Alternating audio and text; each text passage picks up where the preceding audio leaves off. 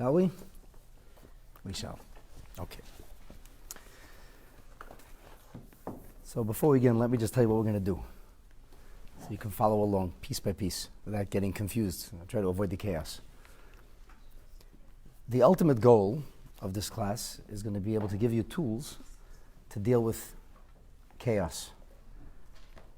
We'll talk about society at large, and we'll also talk about our own lives, because they're not really that disparate. There's a lot of commonality. What's going on that's wrong out there is oftentimes wrong in here. How are we going to get there? So we're going to look at the very beginning of the Torah portion, and we're going to see something that Jacob, who's called the perfect patriarch, said. And when it is properly cast, you'll see that Jacob is actually speaking about making order out of chaos. We'll analyze the commentaries of Rashi and some of the other commentaries, and then we'll speak about all of this in spiritual terminology. And the ultimate, if you will, thrust here will be a fascinating insight from a mimer of the Rebbe. And the way the Rebbe kind of sews this together, it turns a lot of very, very mystical and lofty Kabbalistic ideas into an everyday strategy for life. Does that make any sense? That's the that's the generality of what we're going to do here today. I will try to make sure we stop along the markers and tell you, here's what we got so far, etc. So we shall begin. The initial point of departure will be at the beginning of Parshas Vayishlach.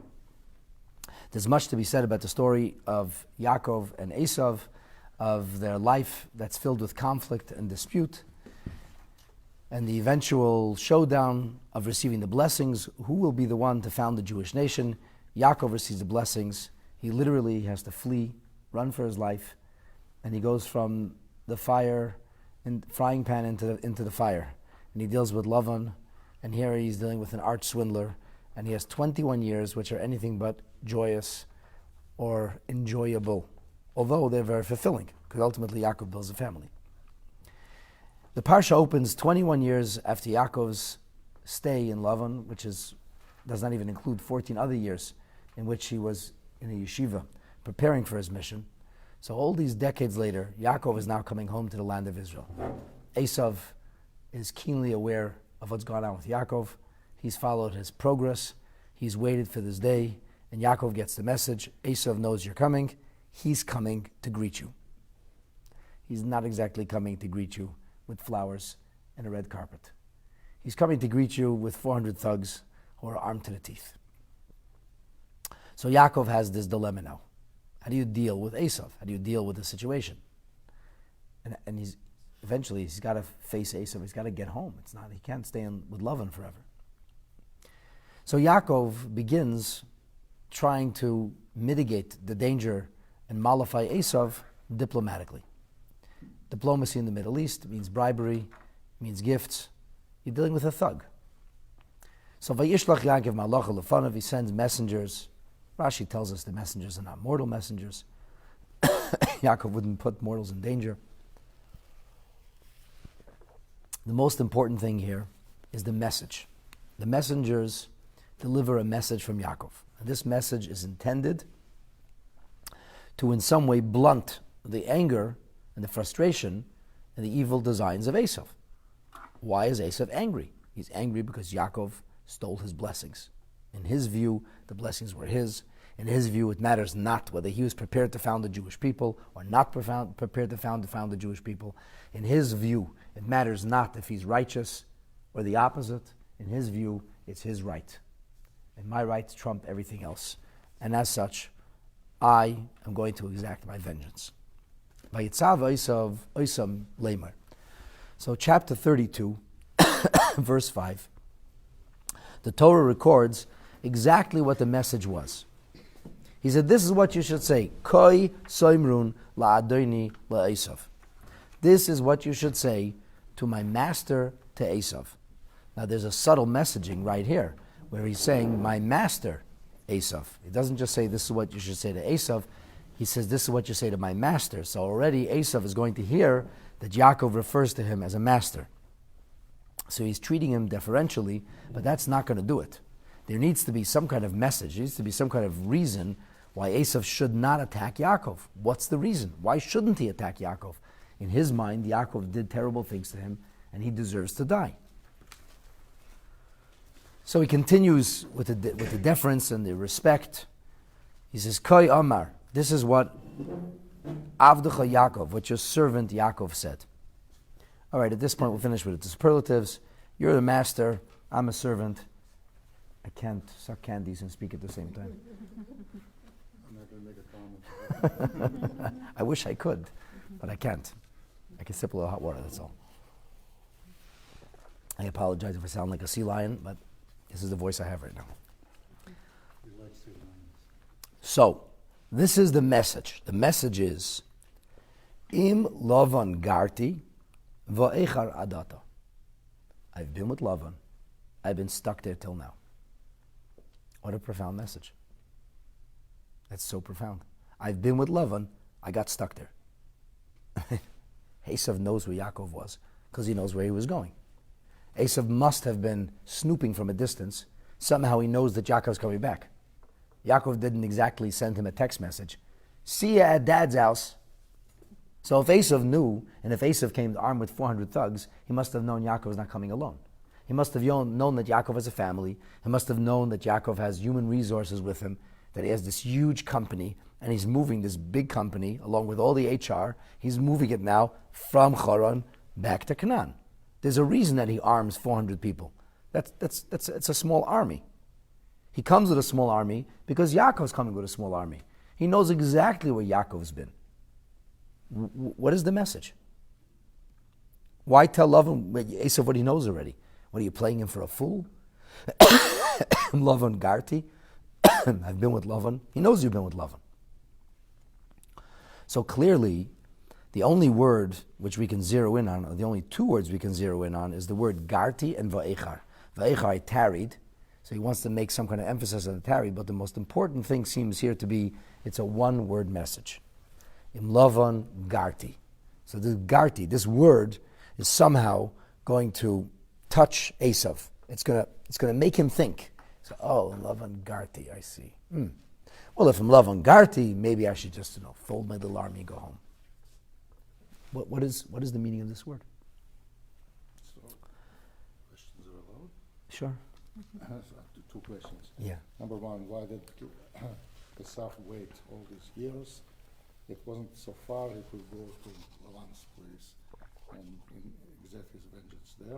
Yeah. Shouldn't have waited. Two, why does Yaakov say, my master, not my brother?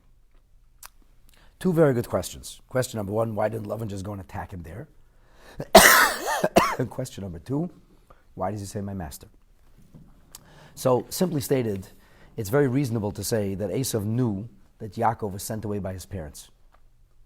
And Esau had tremendous respect for his parents.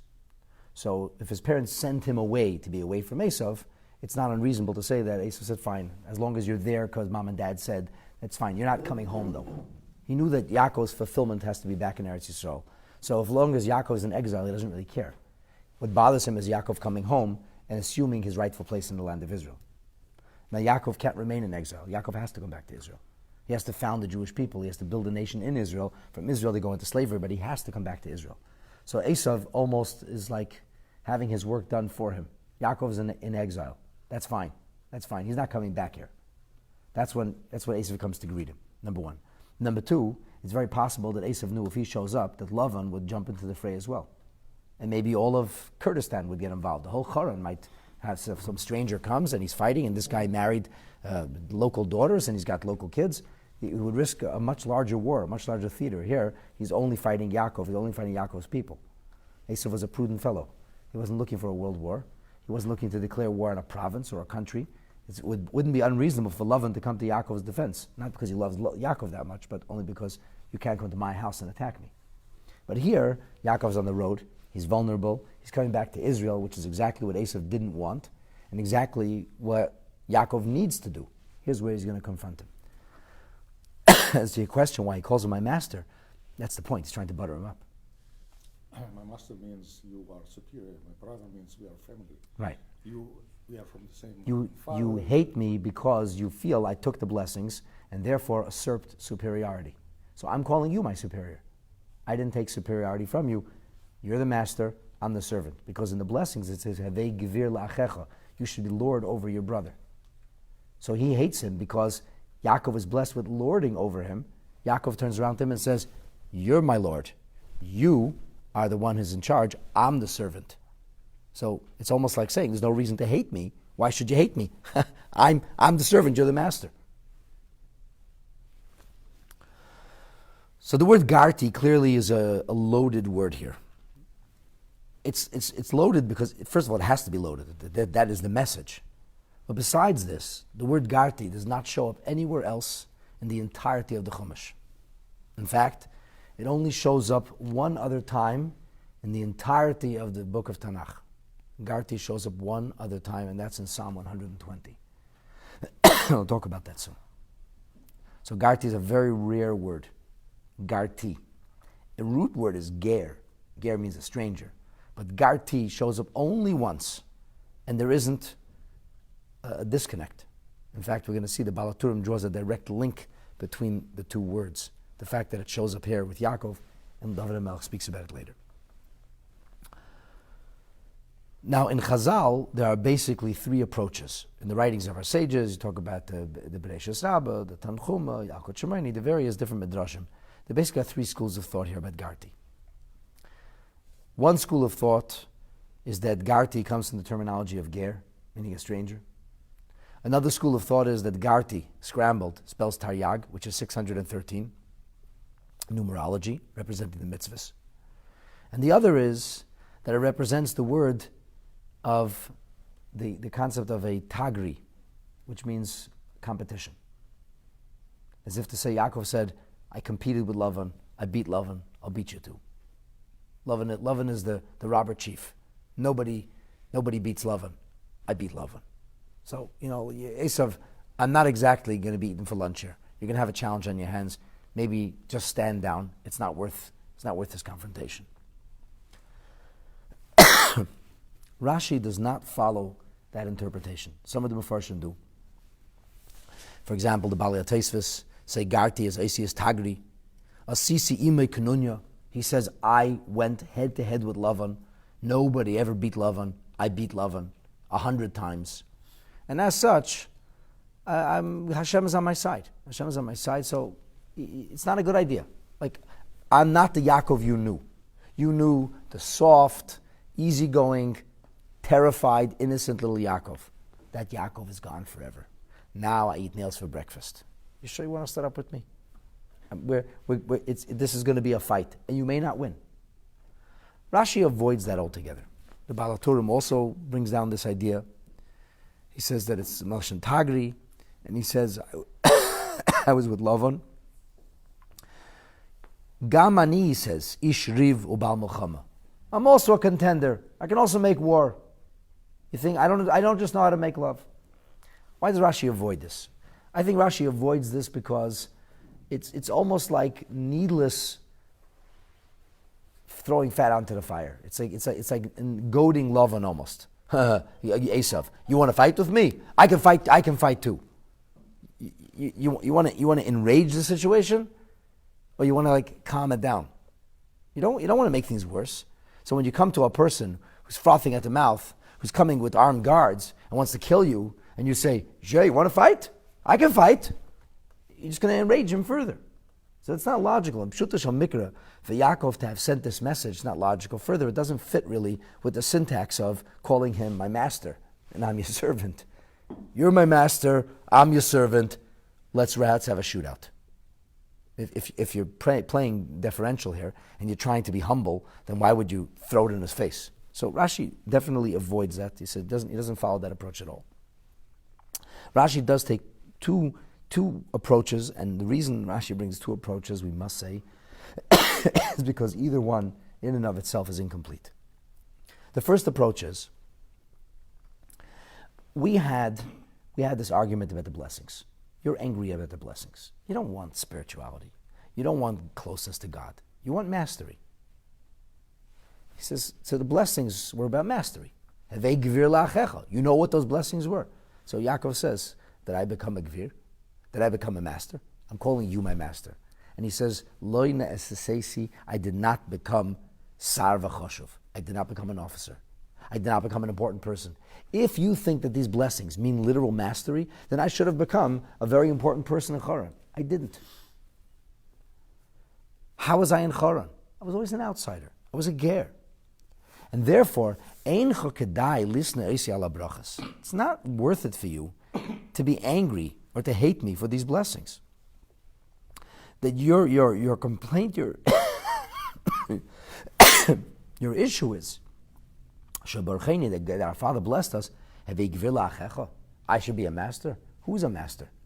Who's a master? I'm calling you my master. I've been a stranger. It was not fulfilled within me.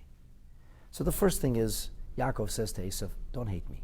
Don't hate me because anyway it didn't work. It's not what you think it is. It's a different kind of mastery. I'm a spiritual master. I'm not a literal master. You're not interested in spirituality. So what are you hating me for? What do you want to kill me for? What I have, you don't want. And what you want, I don't have. That's the first thing he says. The problem with this approach is that it sounds odd for Yaakov to cast aspersion on the blessing. It's a blessing from Yitzchak. Like Esau took the blessing seriously, and Yaakov says, yeah, Esau, don't worry, it's nothing. It's not really a big deal. First of all, if it's not a big deal, why'd you dress up, masquerade, and take the blessings if it isn't really a big deal? And what are you saying now? You thought it was a big deal. You thought Yitzchak was powerful. You thought these blessings are profound. It's nothing. Don't be silly. And Esau doesn't think that. It turns out Esau will be a bigger believer than Yaakov. Esau believes in the blessings and Yaakov doesn't. It doesn't sound like a statement of faith. So the secondary answer that Rashi brings is less faithful to the word garti, which means ger, but it's more faith-filled. It's a faith-filled message. Yaakov says, Dover acher, garti, he's sending a message to Esau, who may not be very observant, but is definitely knowledgeable. And he knows that there's going to be a Torah that eventually is comprised of 613 mitzvahs, which spells Taryag. They both learned in Cheder together. They know what the future is in that sense. Keloimar, he says, Laban Arasha Garti, I live with Laban Arasha, the Taryag mitzvahs shamarti, and I kept 613 mitzvahs. And Rashi adds the words, V'lelomadati mimaisa varoyim, I didn't learn from his evil ways. Now, of course, if you want to get technical, there's a million questions you can start asking. Yaakov kept 613 mitzvahs. First of all, he married two sisters. Marrying two sisters is forbidden according to the Torah. So he didn't keep 613 mitzvahs. Secondly, Yaakov didn't build a Beis HaMikdash. He didn't appoint a king. What about Truma? What about Meiser? There's all these mitzvahs you can only do in the land of Israel. That doesn't even make any sense. So, as far as this marrying of sisters, there's various explanations. But the Taz, the Divrei David, the Taz says like this. He says, the point of keeping mitzvahs, he doesn't say Taryag mitzvahs or Sisi. He doesn't say I did 630 mitzvahs. He says I guarded 630 mitzvahs. I kept 630 mitzvahs means I guarded them. They were valuable to me. They were important to me. Like the idea that if a person learns about a mitzvah and he can't do the mitzvah, but he studies about the mitzvah, it's as if the mitzvah was performed. Yaakov says, I lived a life that was mitzvah-oriented. I lived a life that was mitzvah-focused. I tried in whatever way I could to live, if not by the letter, but by the spirit of the mitzvah. I guarded the mitzvahs. I guarded the spirit of the mitzvahs. The mitzvahs were extremely important to me. Now, of course, you can ask a simple question. So what kind of message is that? Hey, Esau, you know I'm really religious. I haven't abandoned our faith. I'm still very religious. And Esau goes like, yeah, great. That's so scary, Yaakov. He's coming to kill Yaakov. So Yaakov says, by the way, I'm Orthodox. Okay, Esau says, that's fine. I can kill you for Orthodox too. What's the point? What's the message? So the Be'er Mayim Chaim says, because part of the blessings was this condition. This is a conditional blessing. The blessing is that if Yaakov will throw the yoke of mitzvahs off, then Esau will be able to dominate him. In other words, that the secret to the fulfillment of the blessings is the keeping of Torah mitzvahs. Those were the blessings. Esau certainly knew what the blessings were. He took the time to find out what exactly those blessings were. So Yaakov is saying, you're thinking I live with Laban, I'm susceptible, now you can take me down. Yaakov says, Laban, I want you to know, protection of the brachas are mine because I have not abandoned the ways of our father and grandfather. I'm following the way my mother taught me in the ways of our grandmother. I have not abandoned those ways. I've guarded those mitzvahs. I've kept those mitzvahs. And as such, the blessings are not going to be taken away from me. Okay, so one is a less faithful message, but saying, don't hate me for the blessings, they didn't work anyway. The other is a more faith-filled message, and it's kind of explaining to Esau why he shouldn't bother trying to do what he's about to do. By the way, in case you're wondering, it doesn't work. Yaakov's messages do not impress Esau in the least bit. In fact, there's additional messaging here as well, but it follows along the same lines. The Malachim come back to Yaakov. And they say, listen, we came to your brother. We came to Esau. He's coming to greet you. And he's not coming with a garland of flowers. He's coming with 400 armed men. So it didn't work. It didn't work. The question, of course, what was Yaakov thinking? Why did Yaakov think that these messages were going to work? Laban knows Esau knows what's going on. Has the score. He's planned this out. He's not going to let Yaakov come back. What was Yaakov saying here? Okay. So at this point, we're going to do a little bit of a changing of gears. What's the purpose of telling Esau how wealthy he is? That's the next pasuk, and we're not studying that tonight. That's not a fair question, because that's not the pasuk we're learning tonight. We only have less than an hour left. So that's a different class and another hour and a half. If you need the quick answer, the blessings were agricultural, and here I raise cattle, I raise sheep, I raise goats. If you need a quick answer. Now we're going to switch gears a little bit. I wanted to introduce the subject to you, the original subject matter, because it's, this is our launching point. You should know that Rashi is not the only one who takes this approach of Imlav and Garti. It's in the Medrash HaGadol. It's in the Medrash. I told you this before. I told you that it's actually found in Chazal. The Balaturim goes further than Rashi. He says Shamarti. The Balaturim says Kiyamti, which is really a stretch, because how does that work out about Shamarti? But that's what he says. That's what he says. He says, I kept the 613 mitzvahs. But at any rate, the Mefarshim speak about this, and the balance of this class will not be about the Pshuto Shel Mikra, about understanding the literal meaning. We're going to be reading into the story now. Because the stories of the scripture, the stories of the Torah, are not simply historical vignettes. And for those who think the Torah is a history book, and as such criticize the Torah as a lousy history book, they're absolutely right. If the Torah was intended to be a history book, it does a very poor job. But it wasn't intended to be a history book. It was intended to be a roadmap of lessons for life, down to the nitty-gritty of our everyday existence. That, of course, requires great effort, to be able to plumb the depths of the scripture and understand the deeper message. There are many different ways of understanding the messages of the Torah. There's pshat, there's remez, there's homily, there's all kinds of ways. What we're going to be focusing on tonight primarily is the idea of mysticism, sod, with an element of drush. We're going to extrapolate, we're going to investigate, but there's going to be a very strong emphasis on mysticism here. And really, by means of introduction, I want to share with you a quick vignette about something totally different, but you'll understand what I mean as why this is an introduction. There's a statement which is made in the Gemara in Masechet Brachot. It's about accepting the yoke of heaven, which is code name for reading the Shema. Reading the Shema daily is about accepting the yoke of heaven. A Jew is supposed to do this every day, twice a day. So the Gemara in Masechet Brachos on page 14 says, here's what you should do if you want to accept the yoke of heaven properly. Yifna, which literally means to defecate. Yitol Yodov, then you should wash your hands. Yaniach tefillin, put on your tefillin, v'yispalel. And then you daven. Zohi malchus shamayim shlema. That's the way you can accept the yoke of heaven. Okay. Why should you wash your hands? Probably because you defecated.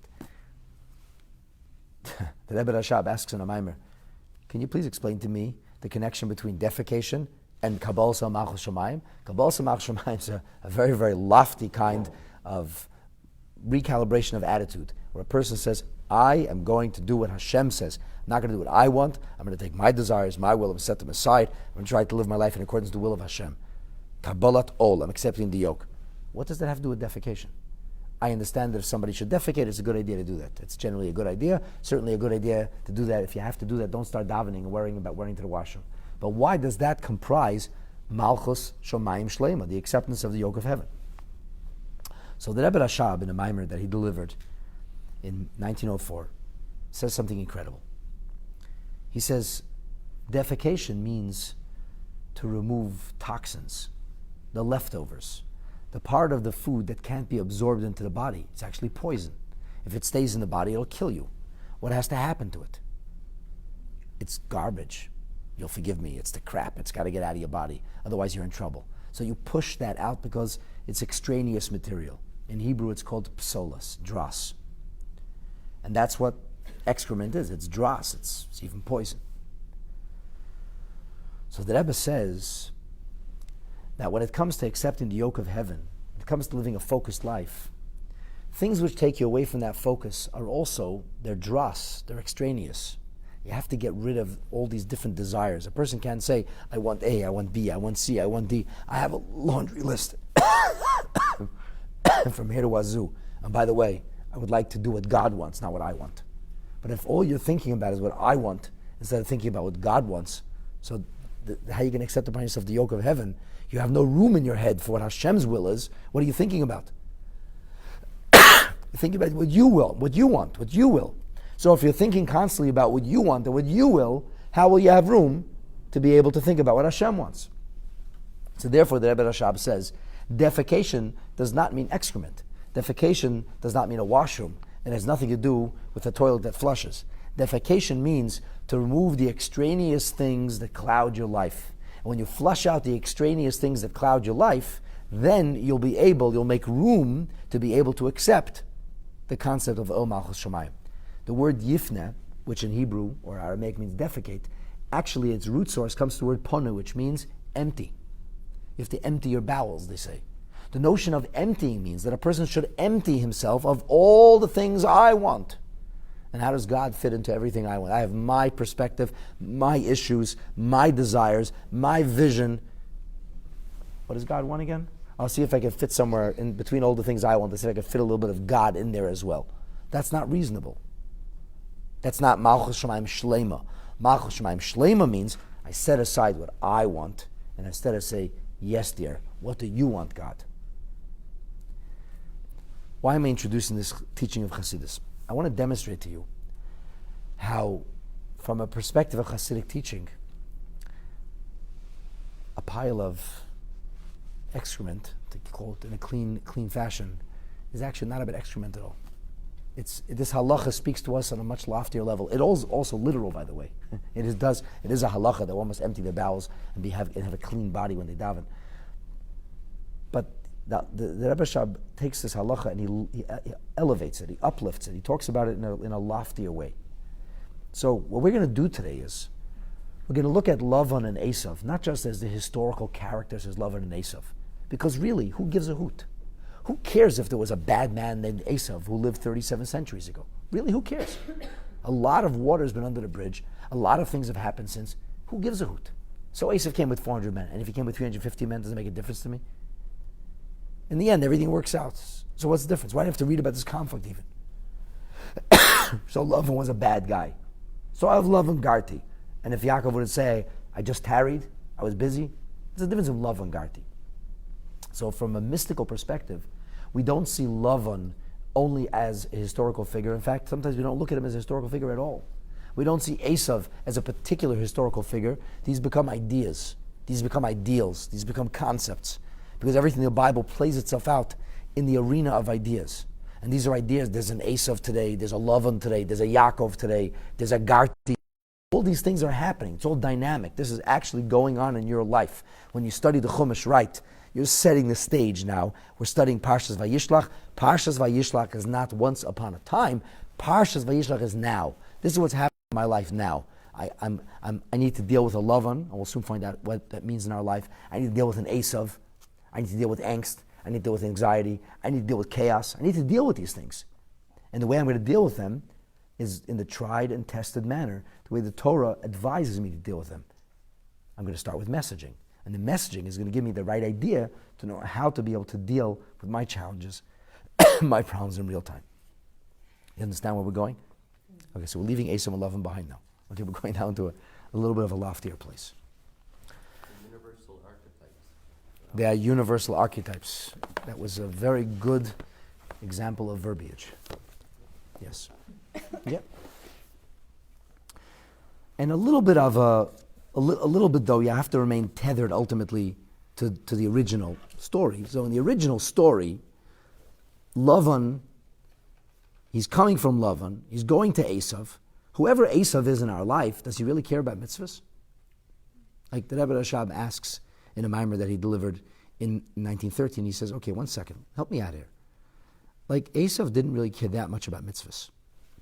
Yaakov had to say, Taryag mitzvahs shamarti. I did all the mitzvahs. But Esau is going to be like a Rosh Hashiva to know, but he married two sisters. So how could he have kept the mitzvahs? Oh, he didn't keep all the mitzvahs. It means he guarded the mitzvahs. I mean, that's very, very subtle. The way the Rebbe Rashab puts it. He says, Eitzel Esau, lahayu choshev kol kach inyan kiyum ha-mitzvahs.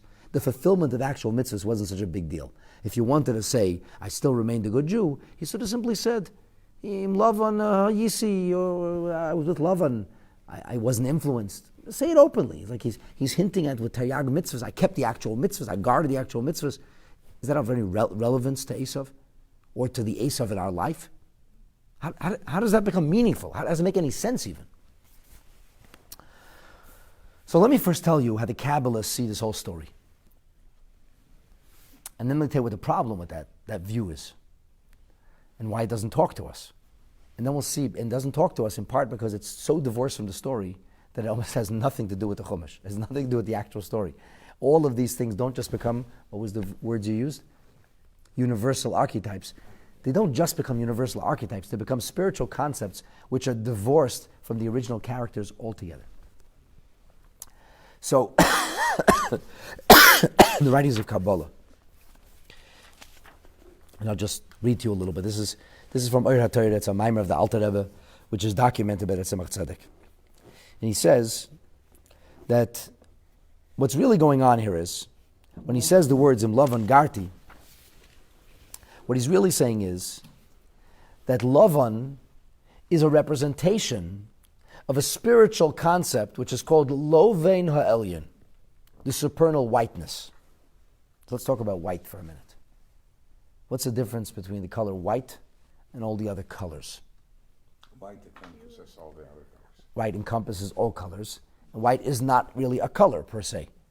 White is colorless. It's the non-color. Every canvas starts out white, and then the canvas gets filled in with different colors. But white is generally not considered to be colored. So when we speak about spiritual reality, like all existence on any level, at a certain point things begin to get developed, fleshed in. And when things get developed, that's where the distinctions begin to arrive. We can color code things. People do that sometimes. Because it's visual, because it's easy to know the difference. Whether it's their files that look uniform, or sometimes it's things, a question of a matter of importance, which email you have to respond to, so they give you a whole bunch of different flags. You can color code things. The difference is red isn't really any more urgent than yellow unless you just think of red as urgent. For a while they were painting fire trucks yellow. Yellow could also be urgent. I don't know why they went back to red, by the way. I think yellow was more visible, but the point is not what the color, the message of the color. The point is that the color creates distinction. So when something's white, that means there's no distinction. If it were to be white, there would be a certain, what we call purity. Meaning purity from colors, purity from distinction. On some level, everything begins without distinction and then eventually develops into that. When a baby is conceived, you have like a single cell. That single cell contains the potential of everything, including the hair color, including the height, including the weight genes, everything from intelligence to personality. It's all color-coded. There isn't any later infusions which develop that zygote, that later on it gets this detail or the other. Everything has to be included in the beginning. But that first existence is at once entirely simple and incredibly sophisticated. But it's so sophisticated because it's everything in one. It's before all these things begin to develop. Head, feet, toe, heart, liver, it's all one. Everything begins that way. Everything begins with a flash of inspiration. And then it has to get developed at some point. If a person were to be in a higher state of consciousness, a person were to let go of the various details that fill his life, or sometimes I would say clog his life, or crowd his life. You could put yourself into a helicopter vision of looking at everything in a blur where the details don't make a difference anymore because you have a whole new vision on things. So Laban, or whiteness, represents this purity, this loftier or higher perspective of things. Everything ultimately there has to be a common denominator which transcends the colors and distinctions. Laban Elyon then represents the concept of supernal purity. And from Laban Elyon it says, this is the source of God's kindness. And the greatest kindness that God ever did with anybody is allow for us to have a relationship with Him. That's the greatest kindness. God, as if, makes Himself needy. He says, I need you, I want you. The fact that we're able to enter into a relationship with God is an extraordinary act of kindness. The mitzvahs are not something that God needs. God doesn't need your mitzvah per se. We need the mitzvahs. The mitzvahs are a gift to us. The mitzvahs are opportunities for us to be able to nurture and to cultivate and to develop a meaningful and a profound relationship with God. So all the mitzvahs come from what's called Laban ha'elyon. It comes from this supernal whiteness, or this origin of all kindness, this burst of kindness. And from Laban ha'elyon, the mitzvahs, the details develop. Because in the end, not the devil, but the angels in the details. If you want to bring godliness down to this world, it's all about the details. So you can love your child, you can love your spouse, you can love your parents or your siblings, but in the end, if you're not there for them and you're not ready to do anything for them, what does that love really mean? I love you, I love you, I love you. Well, right now, Mom, I need to have lunch. So I really appreciate that you love me, but can I have lunch? The child has an actual need. The child has a diaper that's got to be changed. So the love has to filter down into practical elements in which you're able to do things for the person you love, and vice versa, which is the notion of relationship. In every relationship, there's a give and take. Each interlocutor in the relationship is giving and taking, and they complete each other. Ultimately, that's what relationship is about. It's about people, each whom is missing certain things. Only when they come together can they form this wholesomeness, this oneness. Of course, with God, that makes no sense, because God is perfect, and God is omnipotent, and God's not missing anything. So why should God need a relationship? Well, that goes back to what I said before. That's about the notion of God's kindness. So God's kindness to us is that He makes Himself in need of a relationship. I mean, in order for there to be a relationship, He has to be in need of a relationship. Otherwise, it's not a relationship. So God makes Himself as if in need of the relationship, and the mitzvahs are the mediums, the opportunities, the conventions through which we connect to God. All right. So Yaakov says to Laban, Yaakov says to Esau, I have been dwelling with Laban ha'elyon, which means I represent a perfect reality of mitzvahs. I've been able to understand the true essence of the mitzvahs, and as such, I'm now prepared to engage with you. What does that mean? What does that mean? So what? So what, Esau, if you're with Laban ha'elyon? So Laban, now, instead of becoming a robber, a thug, and a chief, and a liar, now Laban became this personification of supernal kindness. Okay. How that ends up being the Laban on earth is a good question, and that's beyond the purview of what I want to be able to explain to you tonight. You need a little patience here. Okay, we got to develop. These are very profound things that I have to try to develop them for you a little bit. So, the first thing is that Laban represents a perfection in Torah mitzvahs. Now the Kabbalists say this: the difference between Yaakov and Esau, both of whom are the children of Yitzchak and Rivka.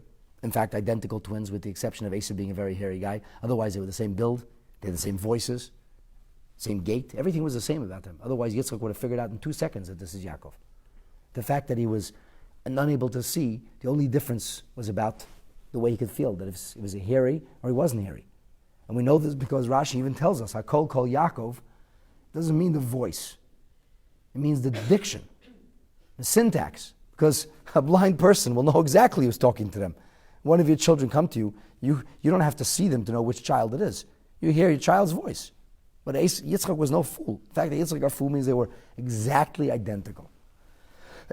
So the Kabbalist, using the archetypal, sorry Bill, what was it? Universal archetype. Universal spiritual archetypes. Okay. The Kabbalists say this. Reality, or the universe, was created in two forms. In the form of chaos, which is called tohu, in the form of order, which is called tikkun. The word tikkun comes from fixed, but not exactly, because in Aramaic it doesn't mean fixed, it means calibrated. So for example, makeup is called tikkunin. It's not fixing. A woman's face is not broken, but a woman's face becomes perfected through makeup. You don't fix the breaks in the face. The idea of tikkun means like jewelry or accoutrements are called tikkunin. It's not to be understood in the literal way because Aramaic, it's not Hebrew. So tikkun means where everything is calibrated, where everything is orderly. And tohu means where everything's in chaos. First, God creates a world of chaos. What does it mean, a world of chaos? We know that there is something called Esesfirot. The Kabbalah talks about 10 different dimensions through which all of existence is developed. We have what's called Chachma, which is intellectual creativity. It could mean a new idea. It could mean, that's what you meant. It's the aha moment. Then we have something called Bina, very different. It's no aha. There's no flash of inspiration. It's very methodical. It's about analysis. It's about carefully looking at something until I'm able to fully decipher and understand it. And I can further develop it, further analyze it, further classify and declassify. And then we have Das. At some point, a person could be a mad scientist, endlessly analyzing and overanalyzing. You have to make a decision at some point. That represents Das. And then we have Chesed. In Chesed now we've gone from the realm of the intellectual into the realm of the emotional. The intellect is objective. It's cool. It's dispassionate. It's an idea. I can have an idea one way, I can have an idea the other way. It's not a contradiction. How could you understand contradictory ideas? What's the problem? How could you feel contradictory? That's a problem. I love that. You do? Well, actually, I hate it. Well, you have to make up your mind. You can't love that. I want that. I don't want that. What do you want? Either you want it or you don't want it. I'm attracted to that. I'm so repelled by it. You can be attracted to some details of it, be repelled by other details of it. You cannot be attracted and repelled by the same thing. That's a contradiction. I can understand the virtues, I can understand the vices of the very same thing. I can look at it in two different ways, because the intellect is by definition objective. Emotions are by definition subjective. And because the emotions are subjective, they're very specific. They take you in a certain direction. Chesed means to engage, to give. It represents excitement. It represents positive energy.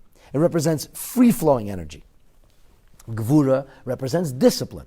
It represents exacting, precise nature of things. Measure 3 times before you cut. No, it's not cool just to let things develop or hang loose. Everything has to be in its right place. Gvura has no patience for Chesed, and Chesed has no patience for Gvura. Chesed wants to be freewheeling. Stop trying to impose things on me. Stop trying to put me in a box. Stop trying to limit me. I'll come when I'm ready. I'll do what I want. Gvura says, that's nuts. You have no discipline in your life. You need to do things in a certain way, because that's the way it's going to work. And otherwise, unpredictable, and I can't deal with that. So Chesed and Gvura are two opposites. And Tiferes is an element of each, but neither of the two. And I'm not going to go through all the 10 spheres. Chesed and Gvura is easy examples. Here's the point. What was wrong with creation, by the way that creation melted down? If you want to call it, you can call it a Big Bang if you want. How did it go wrong? How did the world of chaos go wrong? Because the world of chaos was a world that was unbridled, which meant that Chachma, creativity, is endless creativity, but the creativity can never be bothered to analyze. Analysis was far too boring. Don't confuse you with the data. Don't confuse you with the details. This is so creative. This is such a great idea. Yeah, your idea is totally impractical. There you go, that's practicality. I'm talking to you about creativity. I'm using imagination. Your imagination has nothing to do with the real world, So I can dream. I can have ideas. And Bina said, no.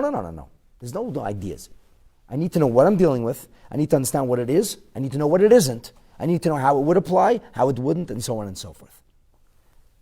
But chesed, but bina, chachma and bina couldn't get together. And if chachma and bina can't get together, nothing gets accomplished. Because ideas have no definition. There was ideas, but didn't make any sense. And bina was making sense out of everything, but had no creativity whatsoever. They had to make sense out of. Imagine chesed and gvura. Chesed demanded that everything be freewheeling. Chesed demanded that everybody get anything they want all the time. And the gvura demanded nobody get anything they want ever unless they deserved it. And everything was going to be with draconian discipline. And what happened was that this world did not have any integration whatsoever. It's very intense, very powerful. And it continued to build and continued to get more intense until at some point it literally blew to smithereens. This is the Kabbalistic definition or description of the primordial world, which is called the world of Tohu, the world of chaos. The fallout of chaos was sparks. It's a proverbial idea, it's a metaphor, but these sparks, they were strewn throughout the strata of the next world, the world of order. The world of order, there was chesed and there was gevura, but chesed and gevura found a way to coexist. They found a way to respect their differences. Gevura said, I believe in discipline, but I understand there's also a need for kindness. Sometimes you have to be kind. I have my approach, you have your approach, we agree to disagree. There's a certain respect and ultimately amalgamation between all of the 10 spheres. So the world of order was a world in which each of the details was less intense, but not only was it less intense, it also was properly framed. And because it was framed, in a sense, we call in the language of Kabbalah, kelim rechavim, wide recipients or reciprocals, wide conventions, there was room for everything. Everything was built in an orderly fashion. So all the spheres were able to get along. So the masters of Kabbalah say that Yaakov and Esau are a personification of this primordial clash. The clash between the world of chaos and the clash between the world of tikkun. Yaakov represented the tikkun. Yaakov was ish tam. Yaakov was soft-spoken. Yaakov was easygoing. Yaakov was focused. Yaakov was relaxed. Yaakov was Yoshev Aholim. He wasn't looking for excitement. He wasn't looking to run into the great outdoors. Esau could never be satisfied just living an ordinary life. He couldn't sit in a house with a white picket fence and leave at 9 in the morning and come at 5. Esau needed excitement. Esau was a man of the jungle. He was a man of the field. He was a man who he needed the hunt. He needed to do extraordinary things, unpredictable. His days didn't follow an order. Esau represents chaos. In case you're curious, the energy of chaos, the energy of Tohu, was far greater than the energy of Tikkun. Far greater. The problem is that it just remains in a state of chaos. So Yitzchak was desperate to harness the energy of chaos, because harnessing the energy of chaos, in the end, spells a redeemed world. Because that's the whole problem. The whole galut is about collecting these sparks. Like it says, the Jewish people went into exile and fanned across the world to find those sparks that are embedded everywhere. And when we do the right thing, then we return the sparks to their maker, and that ultimately creates what's called the perfection or the calibration of the world, known as tikkun olam. That's the Lurianic idea of tikkun olam. So Yitzchak said, we need to fix things. We need to fix this problem. If we don't fix this problem, we're going to have thousands of years of Golus. We're going to have highs and lows of Jewish history till Mashiach comes. He was not wrong. But he was totally wrong, because it can't be fixed right in the beginning. The Jewish people first had to become a nation, and there had to be the highs of Matan Torah and the lows of the golden calf. There had to be the glory of the Beis Hamikdash and the disaster of its destruction. There had to be the exiles, the triumphs, the pain, the suffering, the tribulation, the victories. Jewish history. It's a long saga. Rivka understood that there's no quick fix here. And she knew that only Yaakov, in a very, very methodical, in a very, very focused, in a very balanced way, will be able to make sense out of this. He'll be able to found a nation, and they'll incorporate all the different energies, and this nation will eventually go forward, and somebody will get to Torah. And that's what happened. Rivka had it right. Yitzchak had it wrong. Rivka sets the stage. She pulls the trigger. She makes it happen. So much for chauvinism in the Bible. And in the end, of course, Rivka is the kingmaker. She's the one who decides how the future will look. Now, but Yitzchak has a point. And his point is, if only I could tame Esau. If only I could tame Esau. But now Yitzchak has given the blessings to Yaakov. Do you know what that means when he gave the blessings to Yaakov? In some way, Yitzchak abdicated. He abdicated at some point. He said now he appointed Yaakov the next patriarch, basically. Yaakov is no longer in the shadow of Yitzchak. In fact, he's already calling Yitzchak, when he speaks to God, he speaks about the God of Yitzchak. He's afraid to say God of Yitzchak because he don't say the God of a tzaddik in his lifetime. So he says the dread of Yitzchak. Yitzchak's never mentioned again. We don't know anything else about Yitzchak. Yitzchak was the Parshas told us. It's all about Yaakov. It's a saga of Yaakov and eventually a metamorphosis into Yosef, and we'll get to that in a few weeks. So when Yitzchak abdicates, that means his responsibility has largely now been handed to Yaakov. What's Yaakov's job now? Think about it. If Yitzchak's job was to try to harness Esau, what's Yaakov's job now? To harness Esau. So how's he going to do that? So the Kabbalists say that Yaakov understood that if he didn't get his own affairs in order first, he would not be able to deal with the chaos of Esau. Like the Gemara says, Kshot atzmacha tchila. First you need to reprimand yourself. You can't go wagging a finger at somebody else. You can't tell somebody, you know, your life's in disarray. A person will say to you, you don't say. Why don't you get your life in order before lecturing me about how to get my life in order?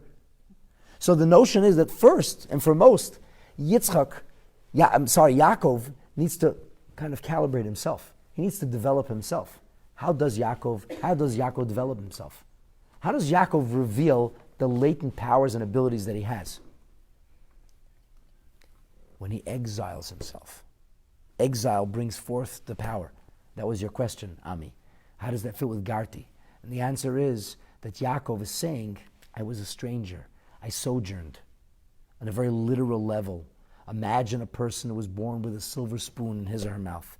Imagine a person who never tasted poverty. Imagine a person who never tasted deprivation, never knew of homelessness, never knew of sadness, never knew of what it means not to have.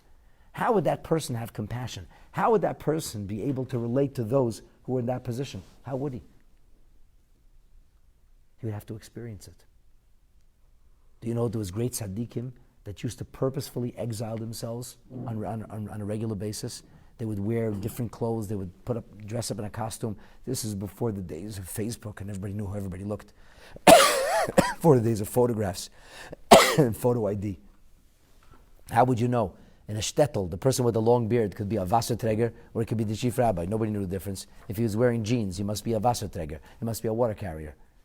Then he must be the guy who makes the cheese, if that's what he told you he was. He put on a pair of boots, the proverbial jeans. He put on a burlap jacket, and they didn't know who he was. And these tzaddikim would go and wander for weeks through villages and be abused because people thought they were just gruff, ordinary street urchins, and they would sensitize themselves in this way. Golos, albeit a very, very debilitating and terrible experience, Golos also was designed to make us the Jewish people that we would and could be. Yaakov says I was a ger. Yaakov says I was a stranger. I learned the hard way. I learned how to pick up the pieces by myself. I wasn't sitting, Mama wasn't making me breakfast anymore. Papa wasn't shielding me. I was in a place where I had no friends, no protector, and I had to figure it out by myself. At a deeper level. This means Garti. I dwelt. I lived with all the mitzvahs, with Loivin Elyon. I perfected the mitzvahs. You know when you perfect a mitzvah? You perfect a mitzvah when you work at it. The Gemara says, Ein adam eimed al dvar halacha elam kein nichshel bei. You know when you really learn a halacha? When you drop the ball once. Yaakov says, I've been through this experience. I toiled for those mitzvahs. I had to fight for it. My environment was hostile. And now, he says to Laban, it doesn't exactly fit with literal pshat, but on a mystical level, what Yaakov's saying to Laban is, now that I've worked out my tikkun situation, I've perfected my tikkun, now I'm ready to take on tohu. In other words, you can't take on chaos if you don't even have order in place. The problem with most people who want to solve the issues of chaos is they haven't even solved the issues that aren't filled with chaos. It's like building a house on a foundation that's broken. The foundation has to be a sense of orderliness in life. The foundation has to be a sense of getting it right. When you get it right, when the order is right, and the order means calibration, and the order means rhyme and reason, and the order means the certain kind of what we'll call, for lack of better terminology, balance, a cadence in the things that are supposed to make sense, then you can move into the realm of chaos. That's as a very broad, overarching, mystical read of the opening words of the Parsha. I have to tell you that there are not dozens, but actually hundreds of different Kabbalistic terminologies. I'm not exaggerating. Hundreds of Kabbalistic terminologies, each of which could take me a class to explain about this idea. I'm glossing over and simplifying some very, very complex and very, very nuanced and detailed things. But here's where I want to focus this.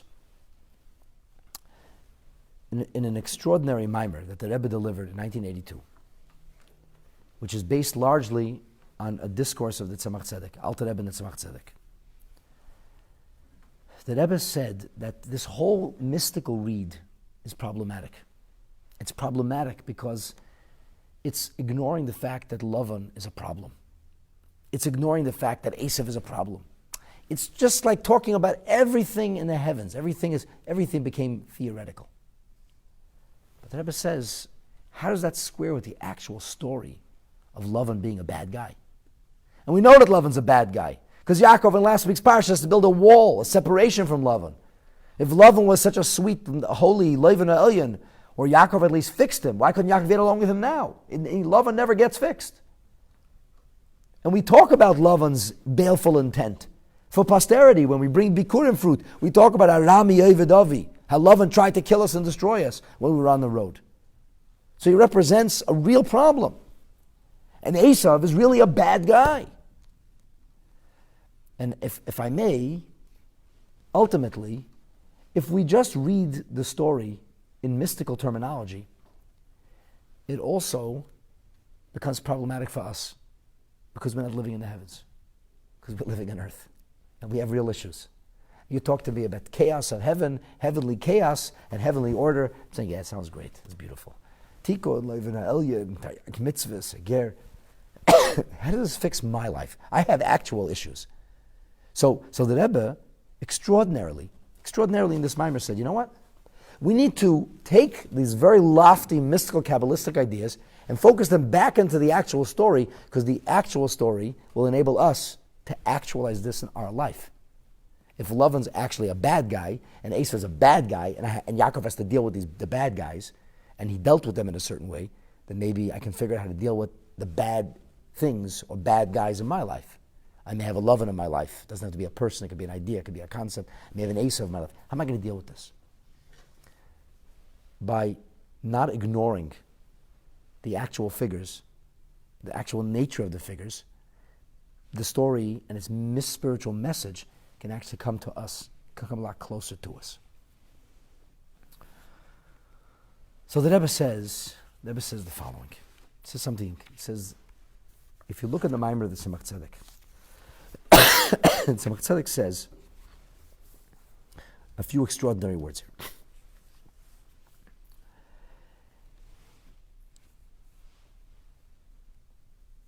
He says birurim. Birurim is a Kabbalistic terminology. In English, it's best translated as refinement. So we talked about this in some of the previous classes. The crude that comes out of the ground cannot power your car. In fact, it will clog your car in no time. So in order for that gas to work in your engine, it needs to be refined, filtered, refined. We need to take out the toxins, because when you take crude out of the ground, there's lots of soil and silt that are coming along with the crude.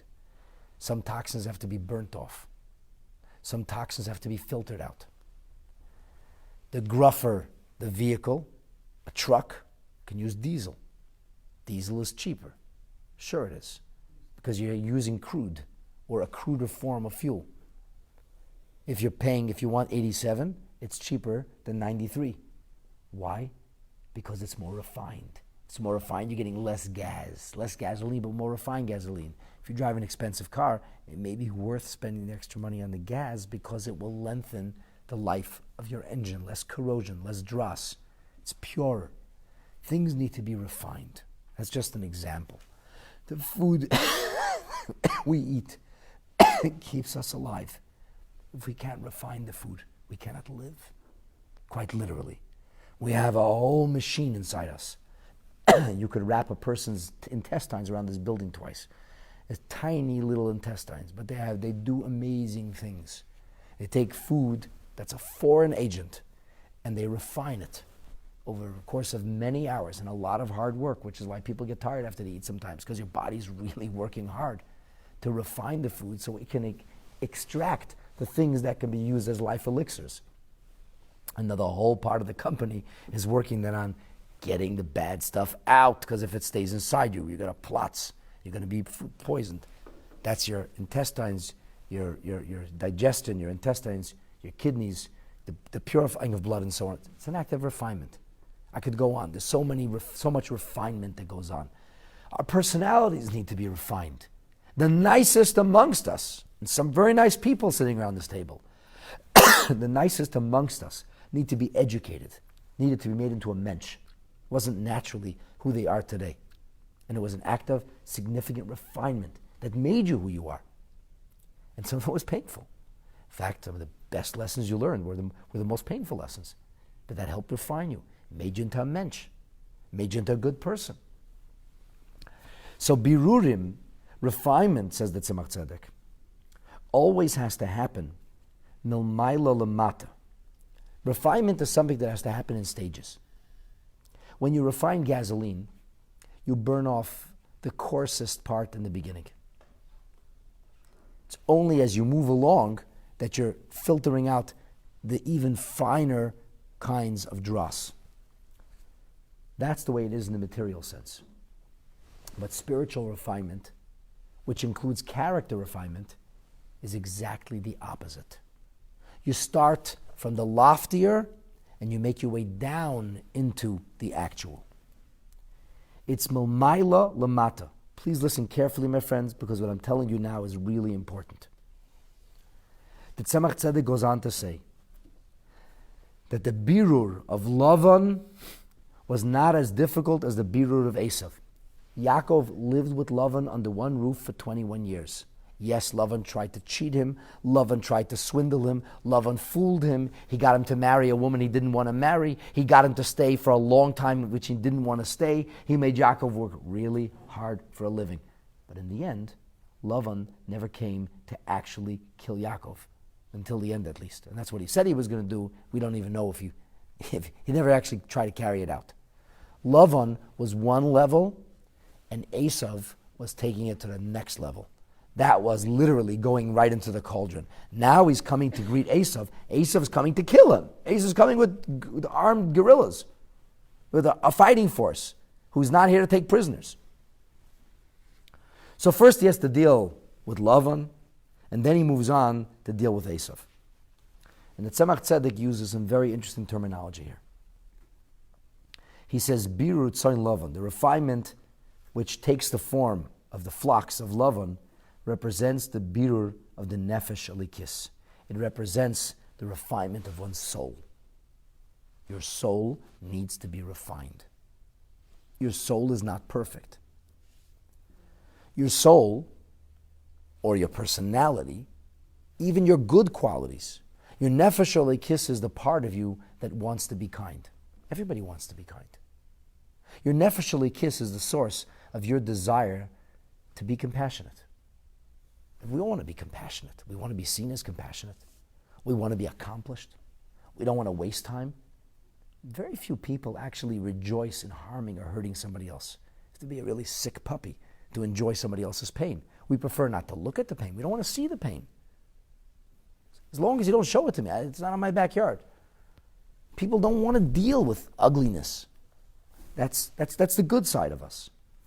How does one refine his good side?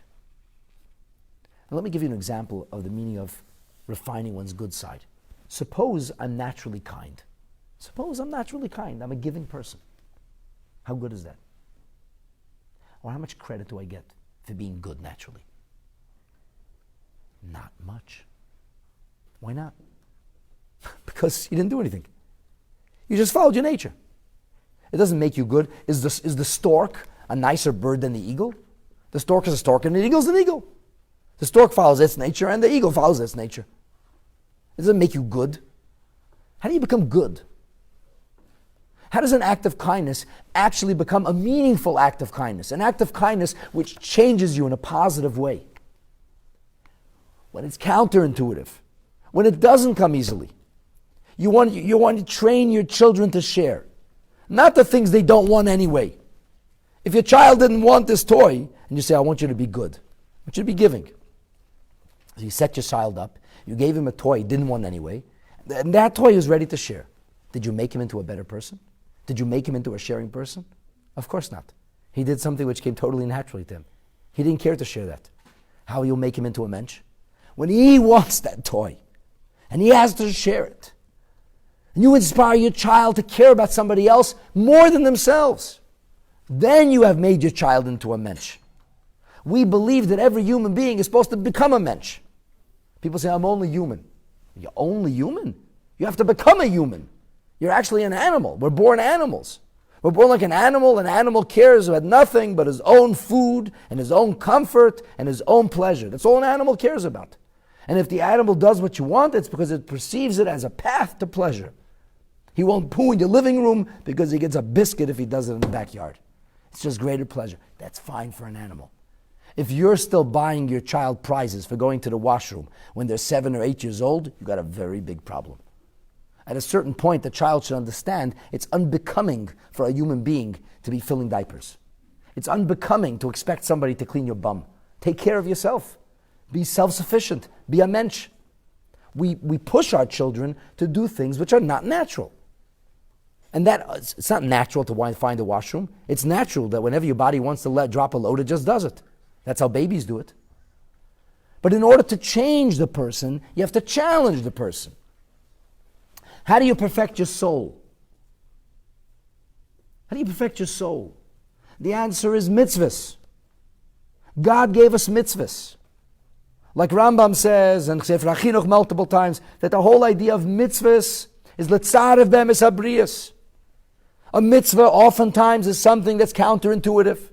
It's very rarely something that I actually want to do. It's not the path of least resistance. It's a greater path of resistance. But the mitzvah is meaningful because ultimately through that mitzvah I know that I have forged and developed a relationship with God. Mitzvahs perfect the soul. Just like mitzvahs like Gemilas Chasadim, kindness and caring and sharing, make you into a mensch. It's not hard to understand that. The more times you give, the more times you share, the more times you're compassionate, the more compassionate you become. And strangely enough, when you really sacrifice for somebody else, it's most fulfilling too. That's the greatest fulfillment. So what comes difficult with difficulty is actually most rewarding. As they say, if it's for free, it's probably not worth anything. If it comes easy, it doesn't have any value. The value is when it comes to toil and effort. Laban, he says, represents working with the nefesh or likis. But then at some point you have to deal with the nefesh habahamis. The nefesh habahamis is the animal soul.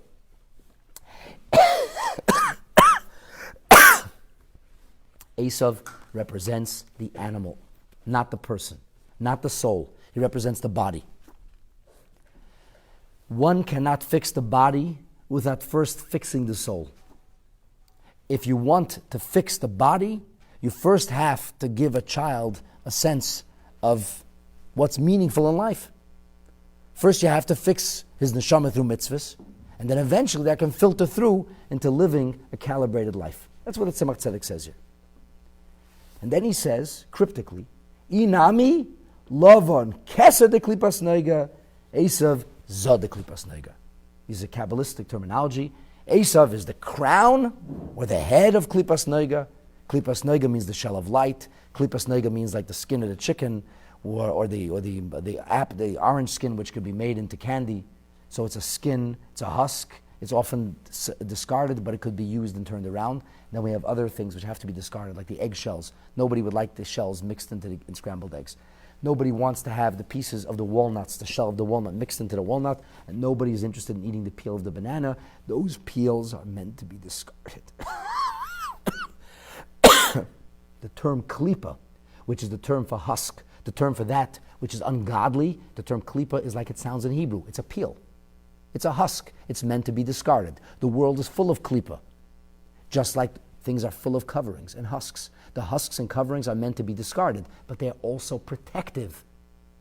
The peels on the banana keeps the banana fresh. You don't want to have the peel off until you're ready to eat it. So the Rebbe takes this and says like this, okay, says, what does this mean practically? What does this mean? What does it mean that Laban is the head? And what does it mean that Esau is the torso? What does that mean? Because Keser here means the head, and Zah was the Erampen, or Midot, which is the Kabbalistic terminology of Zah, represents in the Kabbalistic man, Chesed, Gvura, Tiferes, torso. What does that mean? What does that mean that Laban's the head and that Esau is the torso?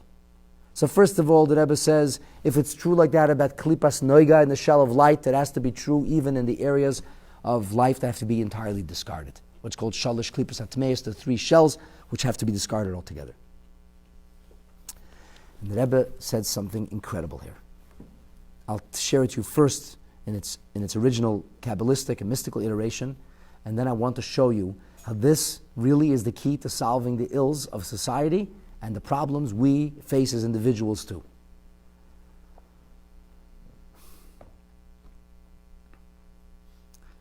Both Laban and Esau represent areas of life that have to be perfected. Both aren't the way they should be. Both require toil and effort. So what's the difference? What's the difference between this klipa and that klipa?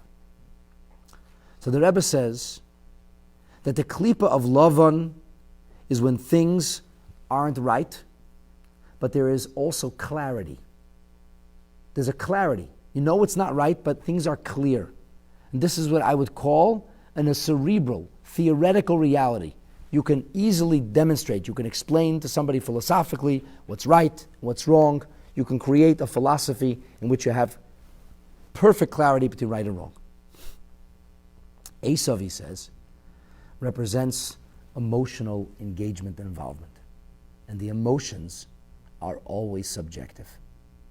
And the emotions, when you're dealing with somebody's emotionally involved, they never have clarity. How could they? They're emotionally involved. And he said emotions invariably will lead to the chaos of doubt. How do I know? Maybe I should. Maybe I shouldn't. Do you know what doubt, spiritually speaking, is about? Listen to this, a mimer from the Frierdiker Rebbe. The arch evil, the worst problem spiritually, which actually was once upon a time an actual nation, but now the personification of this cosmic idea is the idea of Amalek. Amalek represents the greatest evil. Amalek is the gematria of the word Suffolk. Amalek and doubt are considered one and the same. And the Frierdiker Rebbe here, in a mimer in Tafshin Tes, gives an example of what this means. A person might be inspired. It happens sometimes. A person says, I want to turn a new leaf. I want to return to Yiddishkeit. I want to have a life which is filled with clarity and focus and mission and purpose. And a person might even be challenged and tested, and he gets through the tests. What does a mullik do? A mullik comes along and says, cool down the passion and the ardor. A mullik is mikarer, ashakorcha. He's the chill. He puts the chill in things. Stop getting so excited. Stop being so passionate. And then, Amalek, the primary essence of Avodas Hashem, serving God ultimately, is doing what God wants, not following if it makes sense to me or not. Because if it makes sense to me, I'm worshiping myself. If it's what God wants, I'm worshiping God. So if it's Avodas Hashem, it's called worshiping God. If it's Avodas Atzmai, I'm an idol, I worship myself. That's great. You want to be an idol to worship yourself? Don't call that Avodas Hashem. But when people follow what makes sense to them, instead of what the Torah says, if they come to their own conclusions, and they'll either cut and paste, or like, I don't like this part of the Torah, it doesn't make sense to me. This part of the Torah, I like this. This makes sense to me. This I'll take. This, forget about it. Antiquated. Totally irrelevant to me. It's not worshiping God then. You're picking and choosing some of the things that God wants, and you're fitting them into the life that you're creating for yourself. You're creating God in your image. That's idolatry. The Frierdiker Rebbe says that this ultimately becomes the greatest problem in a person's spiritual progress. Because everything is in doubt. Who says this is right? Who says I have to follow this? Maybe it's not so. So building on all these ideas, the Rebbe says this. Laban's a problem. Laban's a problem. Laban lives in the world of intellect. Laban lives in the marketplace of ideas. That's what Laban is. Laban has his own ideas. But there's an intellectual discourse here. Esau lives in the marketplace of emotion. He's passion driven. It's not what's right or wrong objectively speaking, it's what I want subjectively speaking. Now, people in life can have chaos from two areas. You can have chaos, you can have cerebral, intellectual chaos, and then you can have behavioral chaos. Too much going on in life. I don't have a sense of priorities. And people say, so prioritize. And what's the biggest problem when it comes to people with prioritizing? There's always the doubt. It's not sure. Maybe this is that important. Maybe that's more important. How do I know? There's always that niggling uncertainty of whether something should or shouldn't happen, and because of this, people go from one thing to the next thing, and that creates chaos. That's how chaos develops in life. The Rebbe says that the message of the story of Yaakov, the message of Yaakov is this: in order to fix society, and in order to fix ourselves, the first thing that we need to attain is cerebral clarity. The first thing that we need to establish is a clear right and wrong. That's the first thing. After you establish clarity and right and wrong, not whether you offended me or I offended you or I like this or don't like this. We need to have a hierarchy of ideas which come from a higher place ultimately, and that the notion of truth that's not subjective but objective, the concept of Torah. The way to deal with Laban, first and foremost, is by illuminating the reality of Laban with the truth of Torah. And only after I deal with Laban, only then can I go to Esau. The reason that most people are not able to make sense out of the chaos is because they don't even know what they're looking for. They don't even know what they want out of life. There's a funny joke I once heard about a woman who had a designer talking about her new kitchen, her dream kitchen. And after 3 hours, the frustrated designer said, "Lady, just give me in 2 sentences exactly what you want, because I don't understand. We keep going in circles." She says, "I want my neighbor to come in and drop dead with jealousy." It's a terrible joke. The point is this: what are you actually looking for in life? How many people can tell you in 2 sentences or less what they actually want in life? What are they looking for? What is it all about? Forget how you're getting there. What do you want? Did you ever figure that out? Did you ever figure life out? People look at you perplexed. What do you mean? They want this, they want that. They give you a long laundry list of what they want. But they're focusing on the details of things that they want, but they're not asking, what do you want out of life? In other words, before you go to Esau, before you go to the chaos of the various desires and passions and things that give us fulfillment, or we think give us fulfillment, or might give us fulfillment, the first thing you deal with is Laban. And the first, Laban represents the idea of Keser, the Klippa, or the head. First, you have to have clarity what you do want in life, what you don't want in life. This is what they call in the business world a mission statement. You have a mission statement for life. You know what you're looking for. If you know and you have what you're looking for, and you have clarity, meaning you've been through the Laban, then you can move on to Esau. Essentially, what's being conveyed here is that if we do things backwards, we never solve the problem. If we focus always on the details, we come to the chaos, we try to tame the chaos. But instead of having clarity first, we're working with chaos. We're in the chaos. We're confounded with the chaos. We have all these questions and uncertainties, and we're trying to make sense out of things, but we never made sense out of life to begin with. Part of the problem in our society is we want to have gun control, and we want to control this and control all kinds of behavior so people shouldn't act out. But heaven forfend they should mention the name of God in the school. Heaven forfend that a school should give a child values. Heaven forfend that a school should give a child a sense of mission, a sense of purpose. Heaven forfend.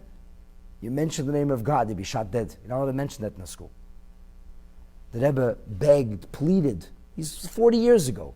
He said, if the educational system continues down this path, where there's no conviction, where there's no sense of mission, where there's no purpose, eventually you will have a Wild West, where everybody will do as they please as long as they can get away with it. You can't police everybody. You can't have a police officer every 6 feet. How are you going to be able to police the jungle, said the Rebbe. The Rebbe essentially predicted what we see today: school shootings, violence, a world out of control. And he said the problem is we're not dealing with it from the source. We're always doing Band-Aid. Somebody picked up a gun and shot people. Gun control is the answer. How could gun control be the answer? People's education is the answer. I was speaking to a young person a few days ago. Just speaking about this. And this person was telling me how there's this problem, that problem. And I asked him a simple question. I said, do you believe in God? He said, of course not. I said, so how'd you get here? He said, what do you mean? It's just a Big Bang and accident. So I said, so what do you want if you have no clarity in life, if life is meaningless, basically? You describe to me a nihilist reality. You only here by accident. You evolved this way, something else randomly evolved that way. Everything is a result of random events which have no mission and purpose. So if nothing has mission, if nothing has purpose, then nothing means anything. If people have no meaning in life, how do you expect people to act like a mensch? Why should somebody strive? Why should they work hard? Why should they go the extra mile? Why should they travel the path of least resistance? The only thing they're looking for is gratification. And if I can get it quick in the form of cannabis, why should I work hard in building a family? I could just smoke up and be happy. So what's the answer? Now we'll make drugs legal. We'll give one gratification after another gratification. By the way, I don't care if cannabis is legal or not. That's not the point of this conversation. The point I'm making is we're living in a world today where people are seeking quick fixes to problems, looking for immediate gratification. They're alleviating the pain. They're taking a Valium and a Tylenol and whatever else it takes to alleviate the pain they feel so they can feel a moment of pleasure without actually dealing with the source, the real problem. The real problem is that when the fish rots, it rots from its head first. The problem is there's no mission, there's no meaning, there's no purpose. We're always wrestling with Esau, but we never dealt with Laban. And Yaakov's message was, only now am I ready to deal with Esau. I could never deal with Esau before. I got a mission from my dad, but I had a long, long road till I can come back and deal with Esau. First, I needed to spend 14 years in yeshiva. Then I needed to spend 21 years taking the ideas I learned in the yeshiva and translating them into real life. And I built a family. And I faced every odd. And I succeeded anyway. Now that I figured out, I have my clarity in life, I know what life's about, and I've been tried and tested, now I'm ready to face Esau. The answer to chaos is to have clarity first. If I may to venture, what do you think Shabbos does for a person? If you take a day off when there is no phone, and there is no computer, and there is no devices, and all the things that continuously inundate us a whole week isn't, what does Shabbos give you an opportunity to do? So you're spending time in shul. Fine, you sleep during the sermon. I get that. You get a nice nap. That's fine. But think about it. What does it give you time to do? It gives you time to recalibrate. Shabbos was designed so that a Yid should actually contemplate the important things of life. What is this all about? Sometimes we're so busy living, we forget why we're living. Shabbos gives us that time to contemplate the why. That you're actually spending time with the members of your family. That everybody's sitting around the table together. That whether they're singing songs or eating food or engaging in conversation, the point is you get a sense of solace, a sense of purpose. When you have Shabbos, and you can have a work week. And then a work week is elevated through a Shabbos. There's an order. There's an order to things. In order to find order, you have to go in order. When Yaakov fixes Laban, when he has his head in the right place, then he can get his torso worked out as well. And that's a little bit about putting order into the lives that are filled with chaos. The good news is that the world which is filled with so much chaos is soon going to be made into perfect order, because that is ultimately the job of Mashiach. May he come speedily and in our days. Amen.